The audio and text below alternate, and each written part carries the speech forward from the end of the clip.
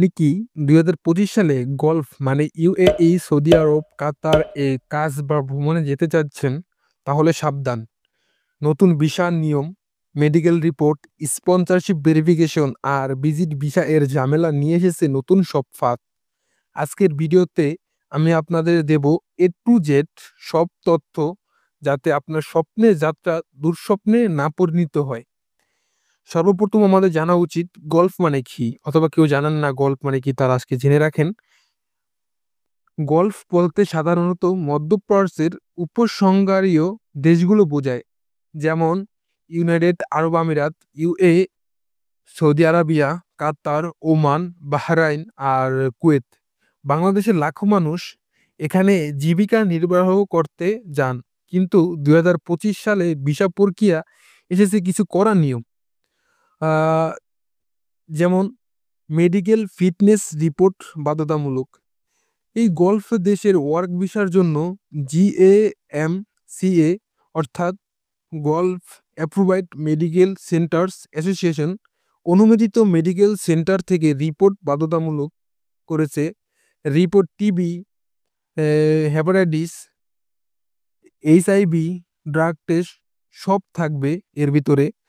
রিপোর্টের সামান্য সমস্যা হলেও ভিসা বাতিল হতে পারে, মাথায় রাখবেন অলওয়েজ। এখন কিছু আপনাদের টিপস দিই আমি। ভিসার আগে নিজে প্রি চেক আপ করান, মানে ভিসাটা হওয়ার আগে আপনাদের যে শরীর আছে এটার একটা প্রি চেক আপ করান।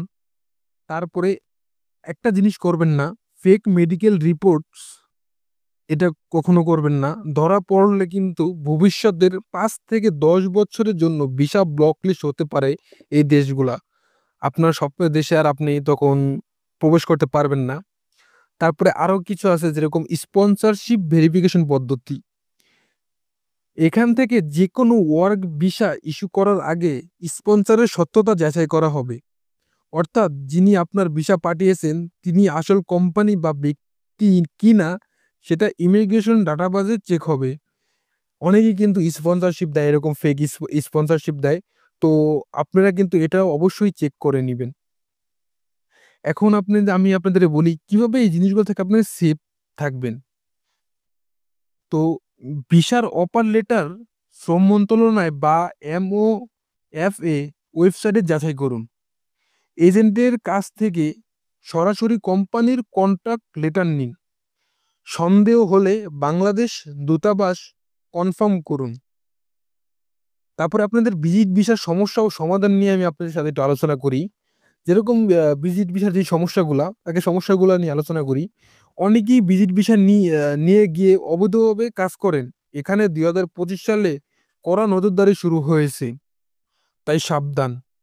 ধরা পড়লে জরিমানা ও ডিপোর্টেশন প্লাস পুনঃপ্রেস নিষেধাজ্ঞা। এখন আমি আপনাদের কিছু সমাধান দিই এই ভিজিট ভিসা নিয়ে। যদি কাজের পরিকল্পনা থাকে, সরাসরি ওয়ার্ক ভিসা নিন। ভিজিট ভিসার মেয়াদ শেষ হওয়ার আগেই কমপক্ষে 7 দিন আগে নবায়ন করুন। অবৈধভাবে কাজ করা সম্পূর্ণ ঝুঁকিপূর্ণ, এতে আপনাদের জেল জরিমানাও হতে পারে। তাই সবসময় বৈধ পথে যাওয়ার চেষ্টা করবেন, অবৈধ পথে নয়। তো আপনাদের আরো এই যে গলফ ভিসা নিয়ে স্বপ্ন দেখার আগে নিয়ম জেনে নিন।